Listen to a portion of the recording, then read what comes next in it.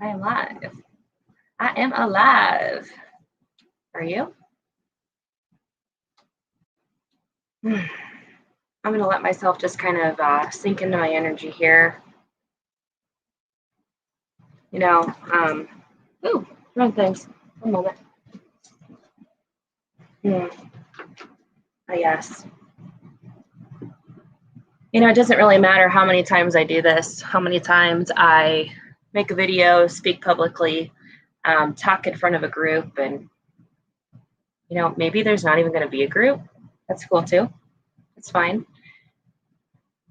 It doesn't matter how many times I do this. I still sometimes feel this like bubbling nervousness.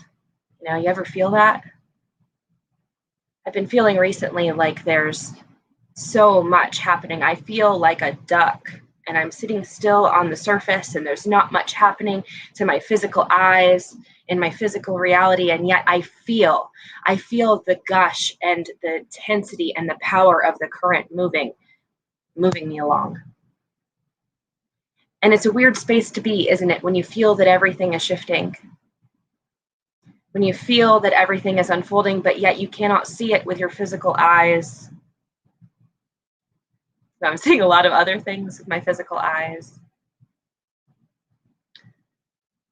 Oh. So I'm going to do something kind of crazy. This is something I've been feeling the pull for a long time, and I've been, I think, waiting for the timing to be just so, and I don't know if the timing is ever going to be just so unless I just take the leap. It's one of those things. And so here I am, Babbling Brooke, running joke of my life. I'm going to babble a stream of consciousness into a book. Welcome to the authoring. Hi, everyone. I love Pam. Y'all, if y'all ever need a pickup, this lovely person, Pam, is the greatest cheerleader ever. She will remind you of your power and tap you back into yourself.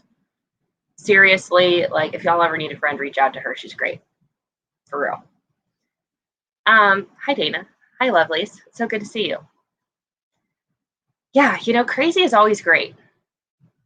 I think one of the things that has been, personally, I think, my most redeeming quality in my whole life is I am a little bit crazy. There's this great mystery within my being and within myself, and there is a depth and a power and a force. Much like this force and this current that I've been feeling move around me and within me, this is me. And what a beautiful, magnificent, miraculous thing that we get to experience. This great mystery of creation and physicalness on this plane. Hi. So I've been feeling a book brewing within me for a very long time. And I'm going to just put this out there right now. Everything that I'm working on right now, I cannot do this in a box. I cannot do this by myself. And yet, that is what we have been programmed into, is it not? To do things alone, to be more independent. And now, I got to stress, we've got to be sovereign first. Sovereign in knowing like who I am and what I stand for and whose I am and what I'm up to in the world. That is a necessity for a life well lived. Now, if you don't have that first and foremost, and if you're not choosing for yourself and creating for yourself, then you're doing it for someone else. And your best hope at that point is to recreate somebody else's recipe for their life. Come on, internet, work with me. And as long as you're following somebody else's recipe for their life, the best that you can hope for is a watered down, lukewarm version of their life. What would it take to have a good internet signal today? See, this is the thing too, right? You get started on these things and our energy is big, and a lot of times things like to frizzle and frazzle out. But I had a conversation earlier this week with a dear friend of mine who's a powerhouse. Doesn't know it. I see it. Sometimes we fry and fizzle things because we're not actually directing our power and our energy to the places where it needs to be directed. And so full acknowledgement to myself here, I've been frazzling and frying out my own systems by not creating what I know I need to create. Oh, shit. That's cute, not so bright. And so here we are. Hi, everyone. Welcome. Welcome to my world of madness, my labyrinth within myself. All right, so what I'm going to be doing, I have a great deal of content. I have a great deal of wisdom. I have a great deal of insight that wants to flow through me. And it wants to be done in this time of book burning and censorship in a way that is fiction-ish. Wink, wink. My daughter's practicing winking right now. It's the funniest thing. Mom, am I doing it? Okay. So this is going to unravel in a fiction-ish kind of way. I'm going to call it fantasy memoir. And for some, it will ring as straight truth. For others, it will weave a web that will have you wondering and going down rabbit holes of your own. And that's the idea.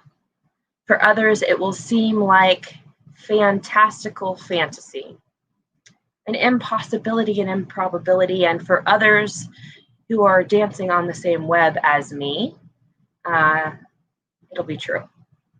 And it'll have you dive into and tap into bits of you that you have not yet explored. So for the YouTube AIs out there, this is fiction. This is a book that I am writing. And we're going to play in this realm of character. And these are just fictional characters. And if they happen to remind you of any characters that you're seeing in the real world, well, isn't that always the case? Haven't you always been able to identify a bit of yourself or a bit of your captor or your perpetrator in the movies and in the films and in the books that you watch?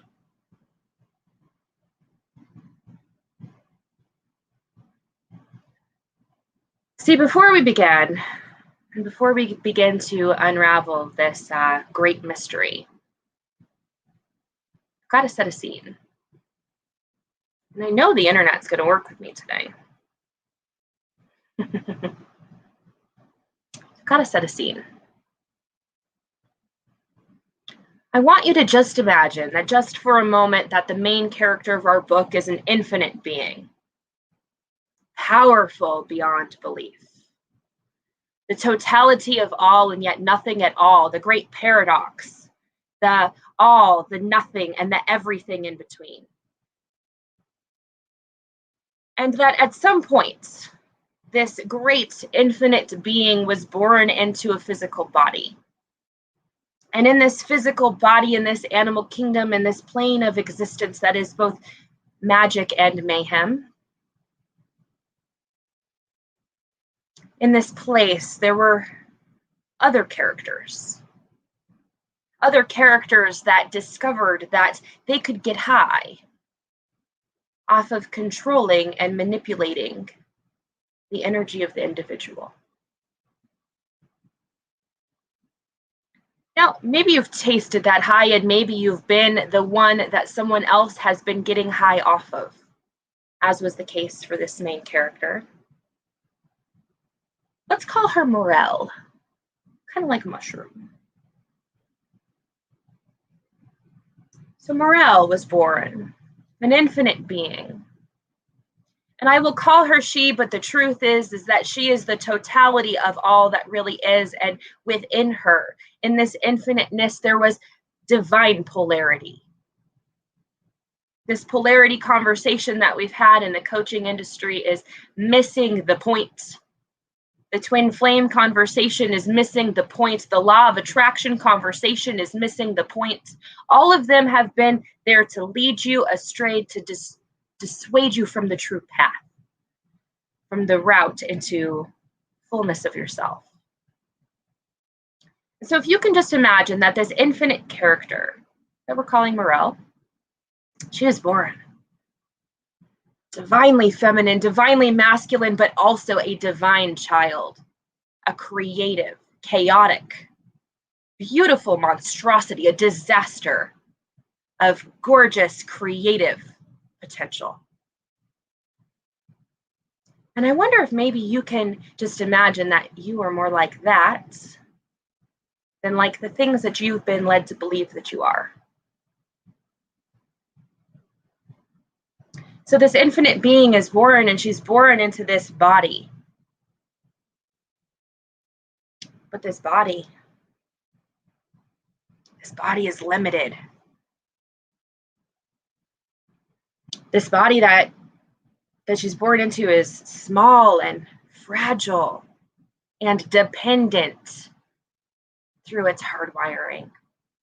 In fact, out of all of the animals in the animal kingdom, she is perhaps one of the weakest, one of the most helpless, one of the most dependent on bigger, better educated, more informed, already matured characters to assist her in her survival. And without it, she will surely die. And so she's born into this body, a beautiful body, a body with an innate immune system, a body that is so intricately and divinely designed that it knows how to heal and how to grow and how to develop as if by magic. But this body is small. And unlike some animals in this realm, in this space where Morel is born, unlike some of them that are walking within minutes of birth, unlike some of them that are born with natural defenses, no. This one was born helpless. Infinite, but helpless. Perhaps to instill just a bit of humility is not the right word, because never to shrink yourself, but to balance yourself, right? How much God force can you have flowing through your veins without having something else that has to be a challenge or something to stretch and grow you through? Those that know that power, blessings, a gift, all of that can become a curse without the character. And so this character that we're talking about, she was born into a body that was helpless. And whether or not she knew it, before she came, she selected from a menu. She selected from a menu the exact traits of the people that she was coming to join. And she checked off on the mark, on the boxes, all the things that she actually knew she would require to grow, to expand, to tap into her fullness, to build that character, to become who she was intended and designed to become on the planet. Before she came, she looked at the blueprint of who and what she was, and she said, wow, this is who I am here to be in this time and space, and this is the path that I am actually going to have to walk. And this path will not be easy. But this is the path that I will have to walk, and there will be times of bliss and magnificence and magic and beauty, but there will be times where my legs will hurt so bad from climbing up the hill day after day after day, where I will grow weary from the pack that I am carrying, where I will wonder if the storm will ever end, and I will pray that I reach the end of the tunnel and that there is in fact light there. See, she chose it. But she comes into the body and she is born.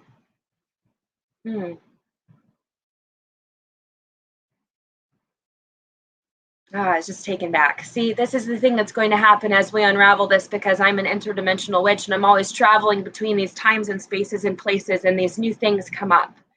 And I was just taken back to being in the womb and feeling the magnificence of building fingers. The perfect harmony and the creation and the construction of a body within a being with divine intelligence. But then being born into a world Being born, literally, I have a friend who talks about it as if you're being born through a shroud. A shroud is a covering. It's this thing that like when you walk through a spider web, almost. This thing that covers you, that sticks to you, that clings to you.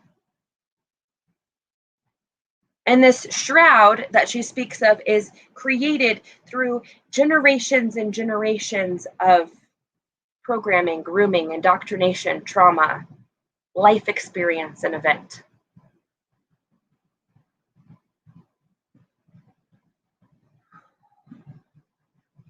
And so our character is born, and she's born through this. And her infiniteness and her knowledge and her wisdom and her power and her magnificence and her radiance is crammed like a watermelon through a garden hose. I know TMI, but that's what came out. Through a new opening and into a new space and into a new reality and a new experience of herself. But she's born into a time and into a place and to a people that have been horribly led astray, horribly miseducated, horribly misinformed, horribly held back, traumatized. Now remember, this is a fictional book, and if it applies to your life or anything that I'm talking about seems to resonate with you, well, you, my friend, are reading between the lines, and you're my kind of people. Because as you listen to things like this, what's actually happening is it's activating bits and pieces of your unconscious mind, and it is recalibrating your mind, your body, and your spirit, your unconscious mind, your conscious mind, and your higher self so that you are congruent. We are reopening the conduit of energy that flows through you from your source to yourself through your core. Okay, and this is the work of this character, Morel, that we're talking of. But before she could get to a point where she could begin to open up this conduit, oh no, first we must close it. Because isn't that the path? Isn't that the thing that happened? So let's dive in for a minute and just talk about what happened to this character, Morel, because, you know, by the time you really meet her, and you'll meet her here in a moment, she's been through a great deal. She's been through a great deal. She's been through no less than many dark nights of the soul. In fact, at the point that you meet her, there is such a gaping hole in her soul that she has tried just about every single thing to fill it. She has listened to all the people around her, and by good meaning, with good intention. Remember, she was born helpless and in this little body. And so in order to survive the physical existence and the physical reality, this character, by necessity, by hardwiring, for mere survival, began to look to every single thing outside of herself for what to do. You know, you're born and you've got this set of parents. And a goldfish doesn't know the quality of the water that they're swimming in. They're just your parents. It's just your family. It's just her family. So she doesn't know. She doesn't know when she's born through this shroud into the physical reality. When she passes from the portal, from the spiritual to the physical, she doesn't know. She doesn't know consciously that she's stepping into a trauma loop matrix. She doesn't know consciously that she is being born through a shroud of slavery. She doesn't know that she is going to feel so cut off, so isolated, so shut down, so alone as she eventually will. And those experiences that will come will often have her wondering why she ever chose to be here in the first place. Maybe you relate to that. I know I do.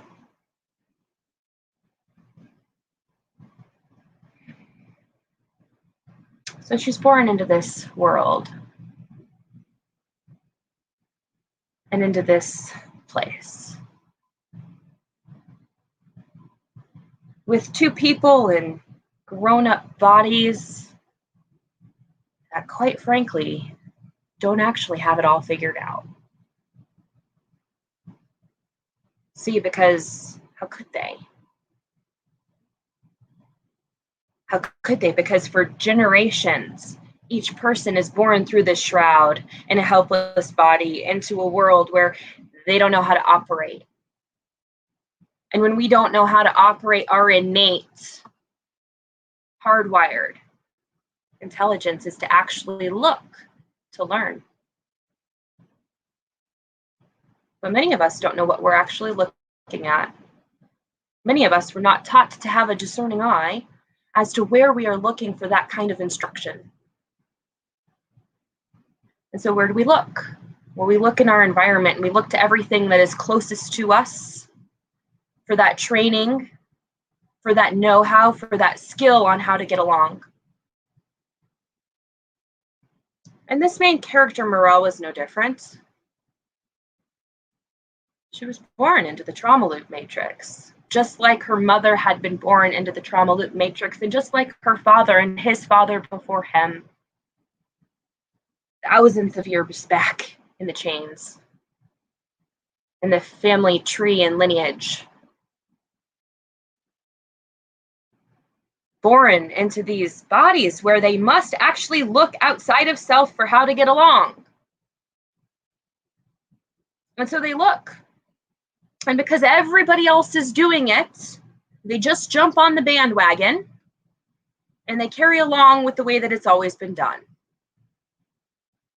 Nobody ever thinking to question, well, is the way that it's always been done right?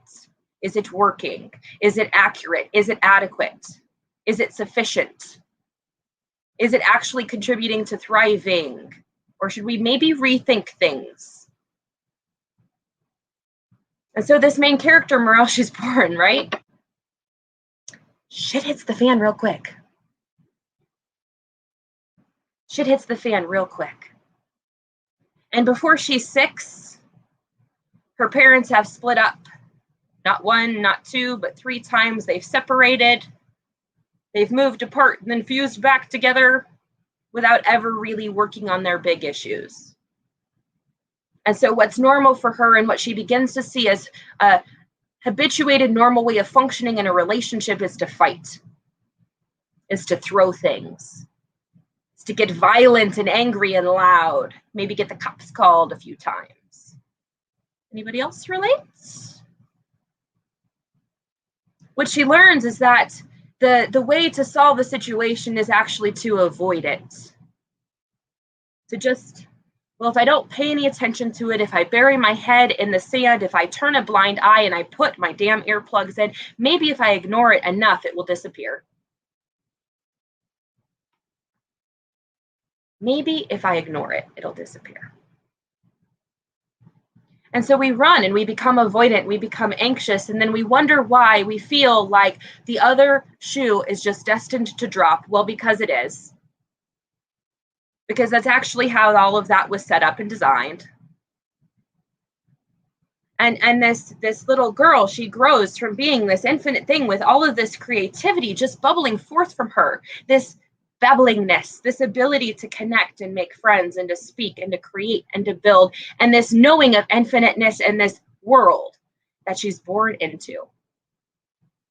This world that she's born into through her hardwired external seeking, through her looking for survival from other people. She picks up all these bits of information and she pulls them back to her like this game of tug of war, pulling back the walls that actually end up creating her own cage. She pulls to her and she holds tight all of the judgments and the beliefs and the programs and the old thoughts and thinking from all the people around her. And then soon she wonders why she feels so caged off, so closed in, so isolated and alone. And she packs away the traumas that happened. She stores them over here in nooks and crannies and shoves them into closets because she's not quite ready to deal with them yet. Better to put them away and put them up on a shelf and pretend that they are there rather than to dive in and look at it.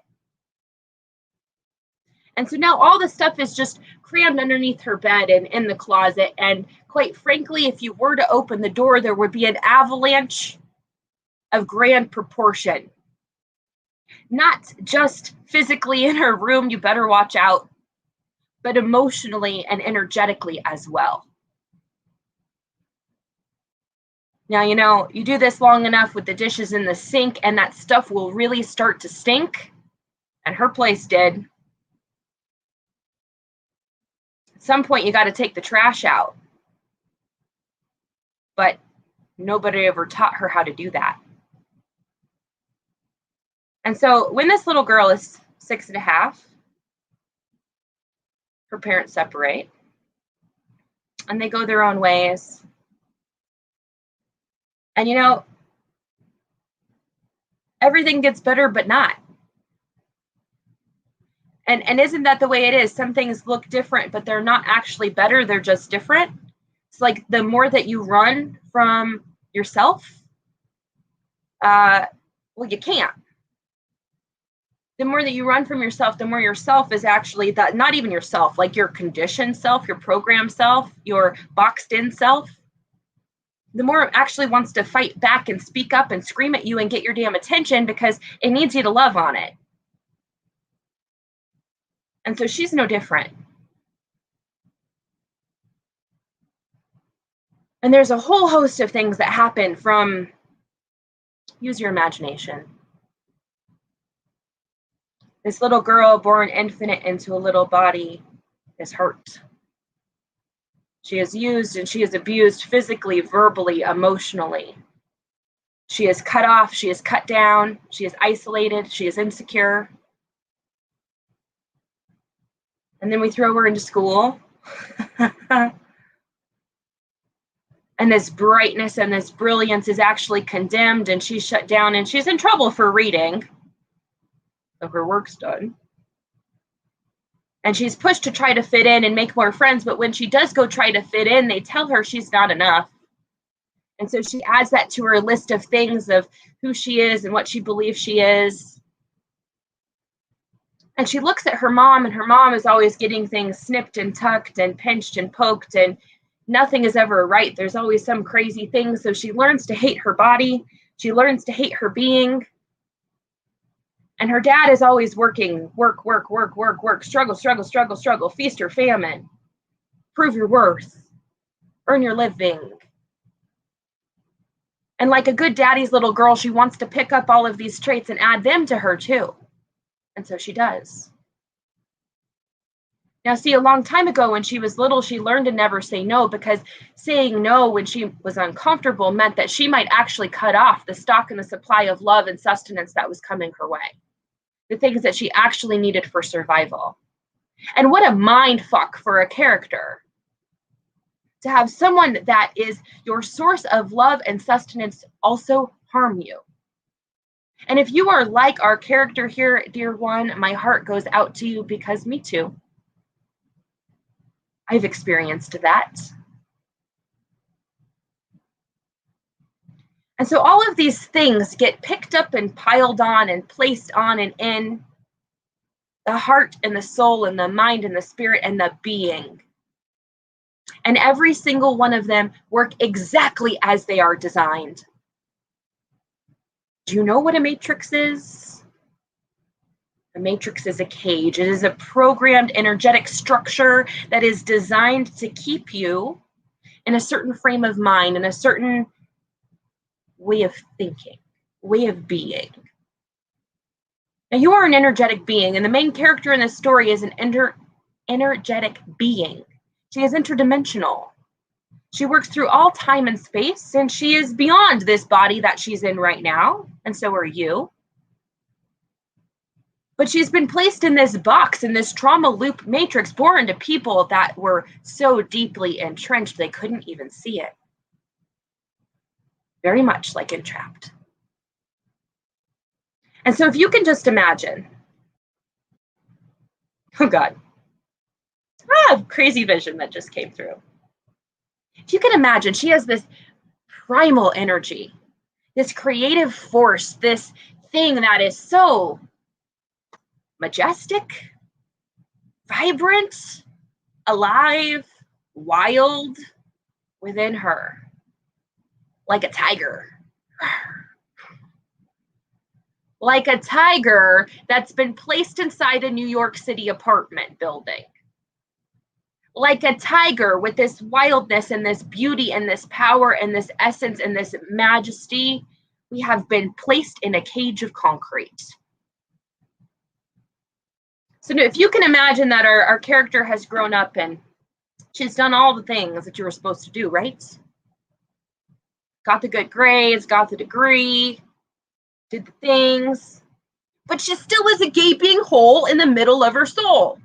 She still feels caged and cut off. She still feels like there's just something so beyond missing. It's not even funny. Can you relate? Now, what if I tell you that her feeling that way does not mean and does not equal that our character is broken?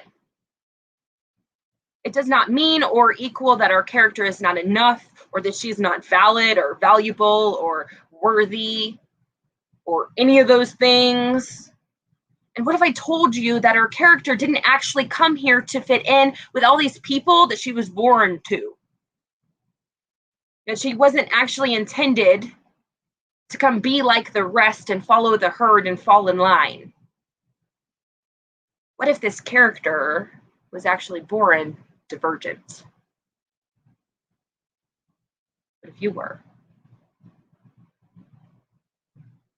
See, there's been a carefully constructed trauma loop matrix around our character, and it has gone back thousands and thousands of years, and this matrix was simple to construct. They created a mirror.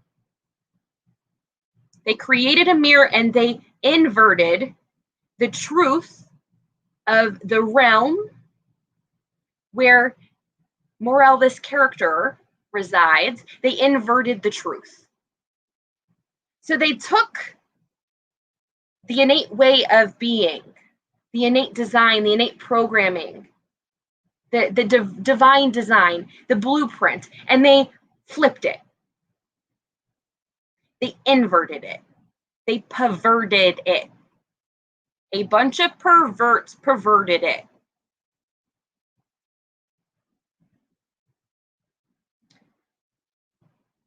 Now, it's sad to me that I have to be this careful with my language, because the things that I would really like to say are tickling my nose. And yet we live in a time where if you have not read that book by Mr. Orwell, you should reread it. Yes, the Animal Farm one. Yes, the 1984 one. Please go read it, reread it. Now, I have to speak in things like this because we're writing a book, right? So I have a question for you. Who are you allowing to author your life?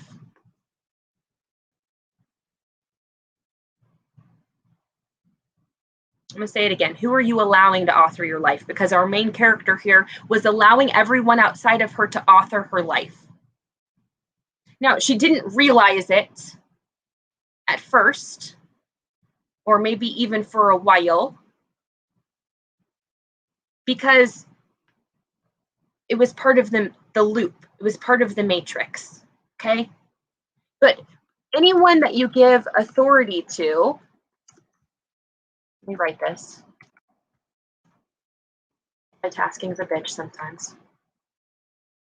Anyone that you give authority to, every authority figure that you listen to outside of yourself, that you place on a pedestal above your own knowing, you give permission to author your life. When you give authority to someone, you are saying, here's the pen, you go ahead and author it.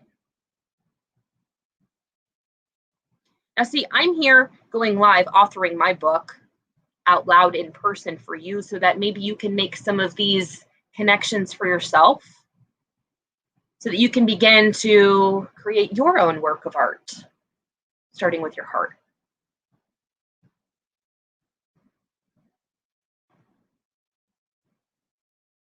We allow society to run our lives. We allow this desire to fit in and belong and be good enough, like according to whom, first off. We allow that to run our lives. We think that we have to prove ourselves to all of the assholes that we are attached to. I got to tell you something. You may have some really, really great blood family. You might. Our character, Morel, has some really great blood family. But not everybody that she was born to is actually intended to be there for her entire journey. And they won't be. There's a statement that has been horribly butchered as a part of this matrix in the world where she comes. In the world where she comes, she grew up hearing very frequently that blood is thicker than water. That's not the saying. It's a gross manipulation and a lie of omission. The saying is the blood of the covenant is thicker than the water of the womb. The people that you choose to connect with your soul family, that bond is deeper and more impenetrable and unbreakable than any person that you could ever be born to. And now I'm saying this right now because some of us are being asked to step up and step out and create some space from some of the characters that we've been cohabitating with or connecting with. And sometimes the greatest thing that you can do for yourself and for the people that you love is to love them from afar. And that's something our character is going to have to deal with. Okay. Let me come to the comments for a moment.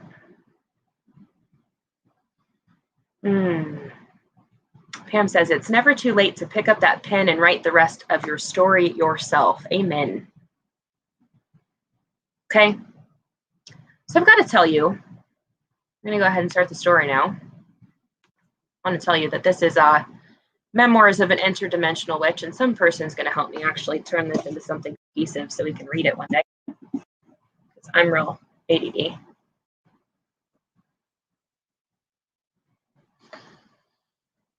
There's a dream. There's a repeating dream. I can't even call it a dream. It's not even a dream.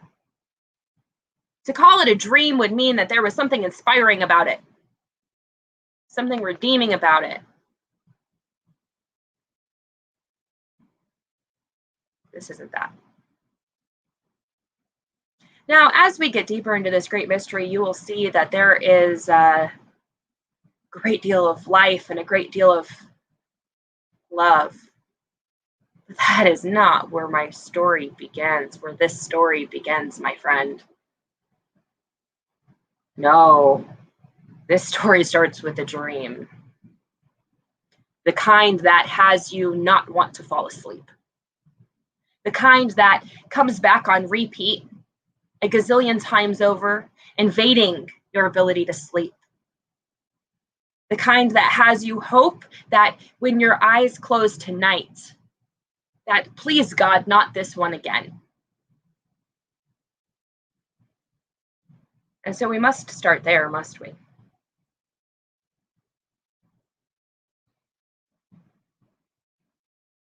Her head hits the pillow. She's exhausted. Another day of feeling like she's not enough, like she's forgotten, like she's put on a back burner, like there's just not a place for her. But the pillow is soft and her bear is snuggled into her arm, right in the crook, her hand holding his paw. And she feels herself floating softly to sleep under the mermaid comforter in the big red house. But she's not asleep long. She's not asleep long before she feels some other part of herself jolt awake. And she's standing. She's standing in a space at a fork in the road. And to the left, there is a winding trail through some golden lit, sunset lit trees. A tree tunnel of sorts.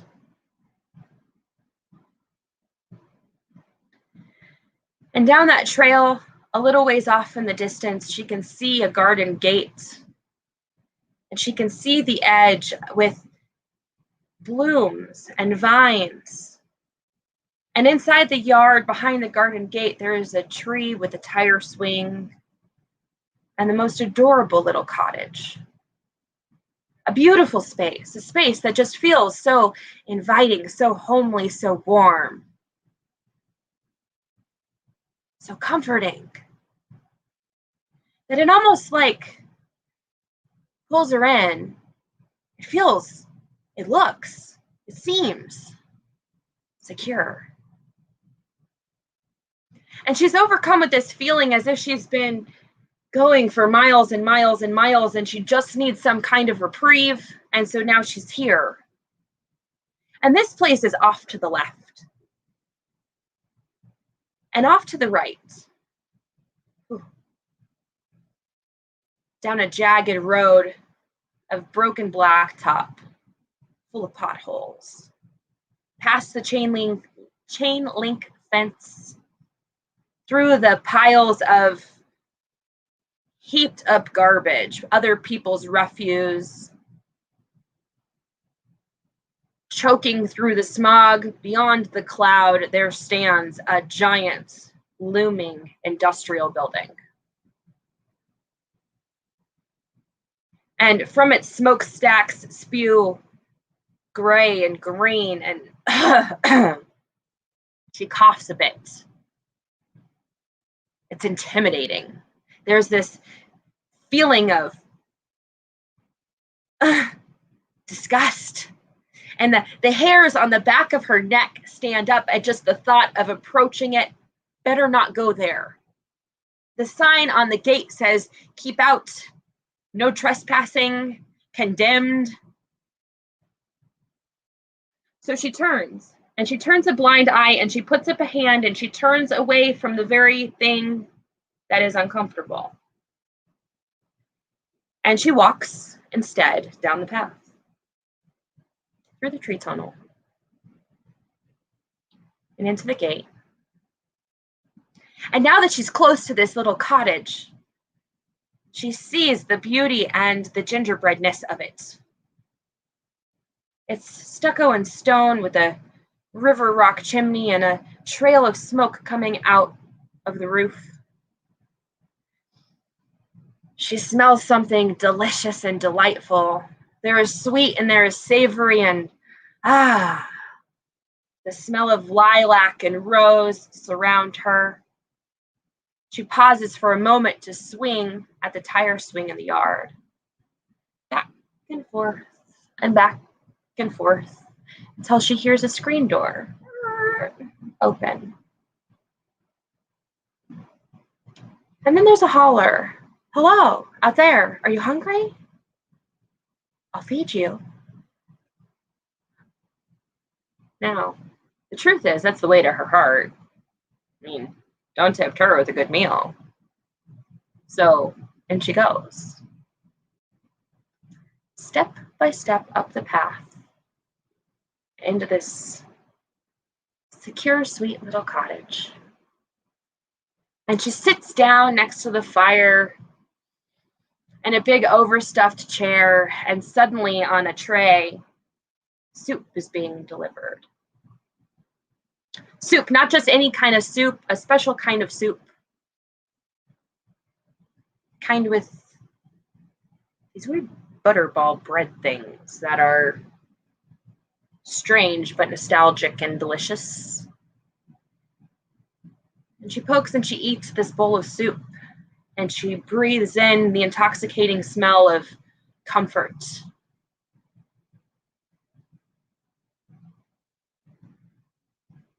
Relaxed. She begins to soak, into a space. And the floor falls out.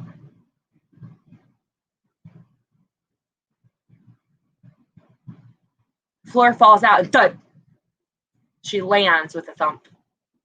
The fall hurt. It knocked the breath out of her. She feels around with her fingers touching the stone, the grout, the mortar. It's damp, it's dark, it's cold. Where is she? In a well? Tunnel? The flames flicker, casting shadows of monsters and monstrosities on the wall, and her heart begins to beat even harder as the breath comes back into her lungs. She's afraid. Heart pounding. Her brain is running 1,000 miles a minute trying to take in the scenery. Her pupils are dilated. Her heart is beating. Her muscles are prepared for fight or flight. But her head is cloudy, pounding from the fall. She's concussed and confused, trying to make sense of it all. And then a feeling. Get up. Go. And she's on her feet and she is running. And then falling. This time she's face planted, tripped over a root. But now something's grabbed her by her ankle and is pulling her back, dragging her face first on the ground to who knows where.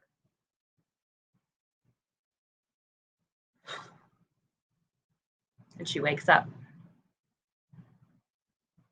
Sweating, screaming, howling in her room for help. And it's a dream that will come not once, not twice, but at least 1,000 times over the coming years, each time revealing more and more and more. And each time she will get to the two buildings and she will decide to go for the comfort and the thing that seems secure, and she will turn that way and she will fall into the abyss. And each time she sees the dream, each time she is transported to the place of the nightmare, more of the nightmare will be revealed. And the things that will be revealed to her will be nothing less than earth-shaking, ground-breaking, terrifying. There are things that exist in the dark and in the depths of this place that are heinous and disgusting. Things that are vile and terrifying that you would never wish upon your worst enemy. And night after night, she will come back to this place trying to escape.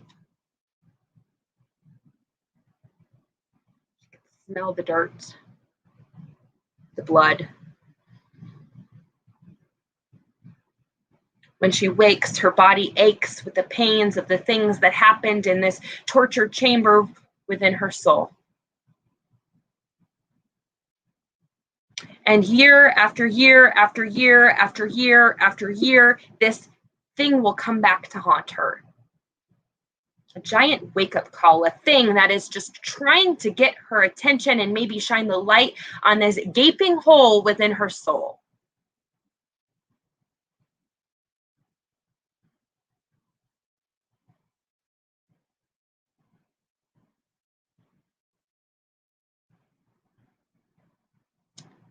She says, "Good Lord, girl, you just scared the hell out of me when you jerked back like that. I thought something had possessed you." But darling, it had.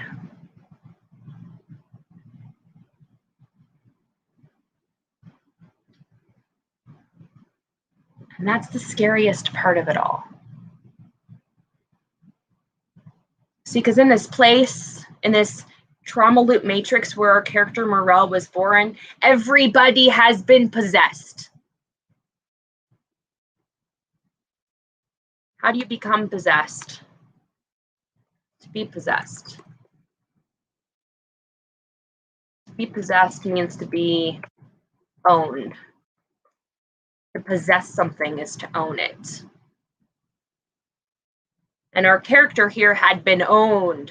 She had been possessed. She had been enslaved and entrapped in a trauma loop matrix. And yeah, it will possess you. If you're not careful, this thing will writhe itself up through your being and speak through your mouth. It will shatter and shred every piece of your existence and your sovereignty. It's designed for possession. It's designed to own you. It's designed to trap you. And of course, when I talk about you, I'm talking about Morel, this imaginary character in my fictional book that I'm writing. Okay?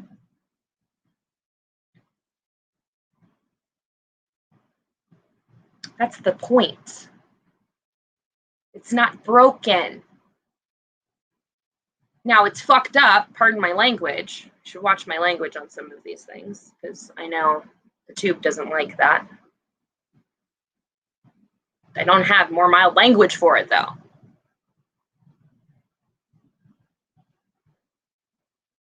It's jacked. And yet, we've been possessed by it. She's been possessed by it. Those walls, those things that she pulled up, those cages that she constructed. How do I look? What will they think? Who should I be? How should I act? What should I do? What does success look like? What does happiness look like? Okay, well, how can I make it look like I'm successful? How can I make it look like I'm happy? I've never experienced happiness within my own being, so how can I pretend it? Is what happens here in this space, the trauma loop matrix. Okay, and it just happened to her like by hardwiring. But now this character is living in a literal nightmare, a thing that looks secure, that looks safe, but that is harming her. When I was little, I had a grandma that loved me dearly. I had a grandma that loved me dearly, and she made the world's best mashed potatoes. But sometimes she liked to love on me a little too much in ways that were not appropriate, in ways that were scary and uncomfortable for my little me. Now, she was the person that cared for me when I was sick, and she would say things like, well, if you ever tell anyone, you won't get to come back here. And so what I did to make sure I got to keep coming back was I kept it quiet. Real quiet. Shh. Don't tell.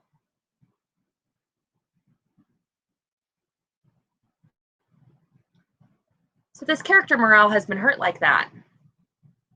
And because she's been hurt like that, because she's been hurt by someone that was supposed to care for her and keep her safe but didn't, she didn't learn how to say no.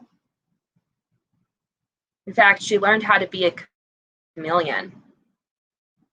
See, our character Morel, I mentioned her father was a workaholic. Her mama was too. She wanted all the fancy things and to look the part and all of that. She never really felt it. She was born to people that had grown up in a trauma loop matrix. See, Morel, her mom had experienced the trauma too. Her mom had been through the thing that had hurt her, that had broken her completely, that had caged her completely. Her mom too had been completely cut off from her source and from herself. And sadly, her mom before her had been completely closed off and cut off from her source and herself through trauma. And her mom before her, are you picking up what I'm putting down? And then her dad had been raised in and brought up in the trauma loop matrix. This thing where hurt people cyclically. This thing where, it's easier to stand up and say, screw it, than it is to stand up and like actually look at it and do the work.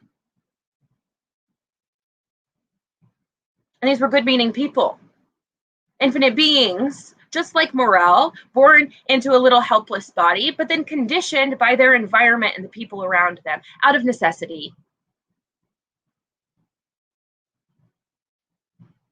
And what a wild web.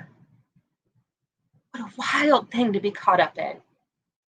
To have people with good intentions and good hearts that are infinite beings that are here for something greater, but that are trapped into something so dark and so heavy.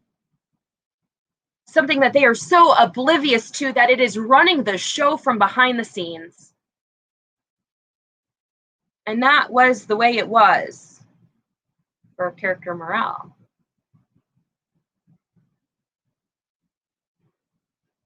Like the goldfish in the bowl, she just couldn't see it till she could see it. She just didn't know the quality of her own water until she got out of it and she could look back on it. Where I used to live in Denver, and if you live in Denver, you'll know exactly what I'm talking about. There's a cloud of smog that hangs over the city. That if you're in the city, it's kind of like, kind of feels like something maybe is in the air today. But if you get out of the city and you drive up the hill just a little ways and you bust out of it and then you look back down on it, you can see the depth and the density of that smog cloud over not just the city, but the whole Front Range. It's disgusting. That is the quality and the condition that people have been groomed into living in. And this was the environment where our main character, Rel, lives, okay? She lives in a smoggy city with a bunch of people that treat her that way. And she's not the only one. Like everybody else that is plugged into this same trauma loop matrix with our main character, Morel, every single one of them is operating from the same paradigm. And so it's actually created a thing where it's almost like a pissing contest where people actually want to compare traumas and they want to talk about who had it worse and, oh my God, that's nothing. No.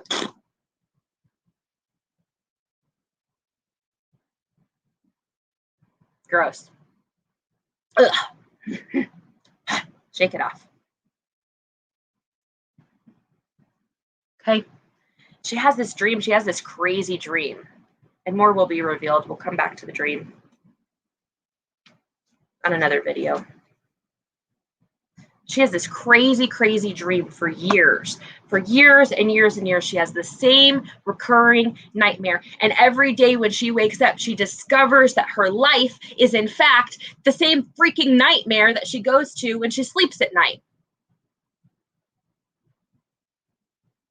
It looks good and shiny on the surface, and it looks sweet and secure on the surface, but underneath there is some deeply seated, deeply rooted, insidious, cancerous, programmed stuff that she's going to have to bust her way out of. And before she gets to that point, she will be assaulted and degraded and broken. She will become addicted. She will die a few times. She will literally die several times. She will see the light. She will go to meet her maker. She will be able to make a choice. Chills. Several times. Now, not everybody is that fortunate, but that's because of their own choice.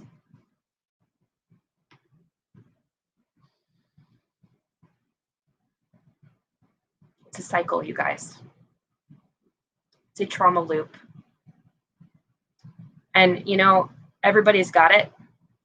Everybody's got some stuff that they don't want to look at. They've got some baggage. They've been through some things. They've got some programming. It's what it is. It's grooming. You know, when we talk about sexual abuse and how does sexual abuse happen to children, they are groomed. They are groomed. And there is a gross amount of grooming happening on our planet right now, and a whole bunch of people need to stand up. You hear me? Because hurt people hurt people. But healed people heal people. And whatever you've been through, our character didn't ask for any of this. She didn't create it. You know, there's a lot of talk out there. You are a co-creator of your reality. And our character did choose it.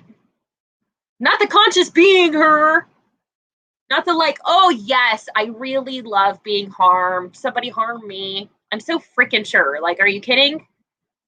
But her bigger self, her higher self that's connected to source, the one that knows that the only way that she was ever going to actually be able to make a difference and find the strength and have the empathy and to know what other people are going through would be to go through it herself. That part of her. That part of her chose it. That part of her co-created it. And there's this whole trauma loop matrix that is actually designed to keep you small and to keep, pardon, our character. I'm talking about a fictional thing here, YouTube. There's been a whole system set up in this imaginary land designed to keep our main character small, and is called a trauma loop matrix. Isn't it crazy that I have to talk in tones like this? Isn't it crazy to speak in riddles and to tell stories? I don't mind being a storyteller.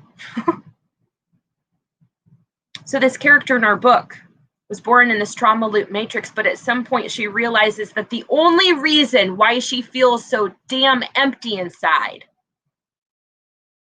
the only reason why she feels so disconnected and isolated is because something outside of her has added layer upon layer of stuff upon her that is not her. And now the layer and coating is so thick that she cannot begin to feel herself. She can't connect with it. She can't connect with her source. She can't connect with herself. And so she feels utterly alone and empty. Because she is.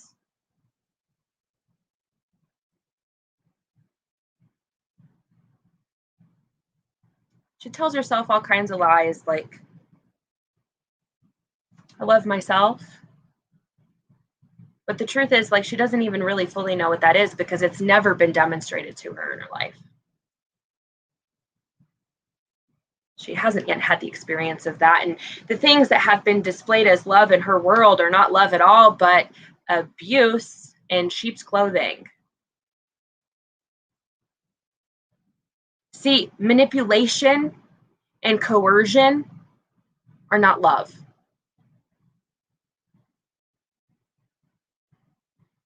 They're not.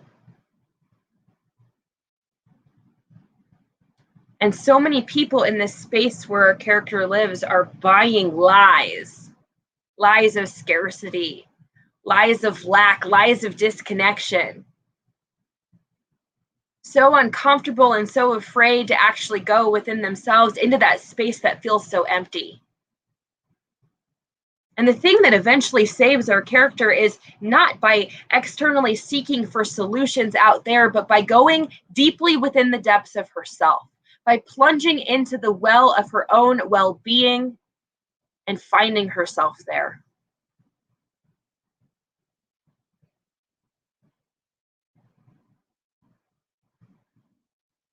We're going to stop here for now.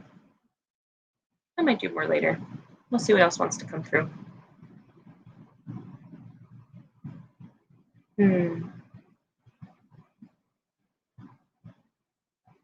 Before I go, though, I need you to know this.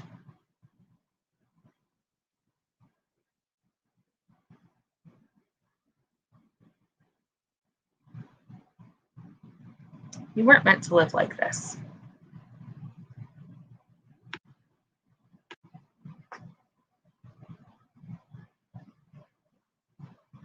Your past does not dictate your future. Where you are right now is simply a byproduct of where you've been. There is more available for you than you can imagine. Everything that you really desire. And I'm not talking about those conditioned desires. How much have we been sold a bag of lies? How much have we thought that, the snazzy sports car, the huge house, bigger boobs, the whatever your thing is. How much have we been led to believe that somehow altering those external things would shift the part of us that feels unsatisfied? What if the answer's not there? What if all of that has just been a distraction from the truth?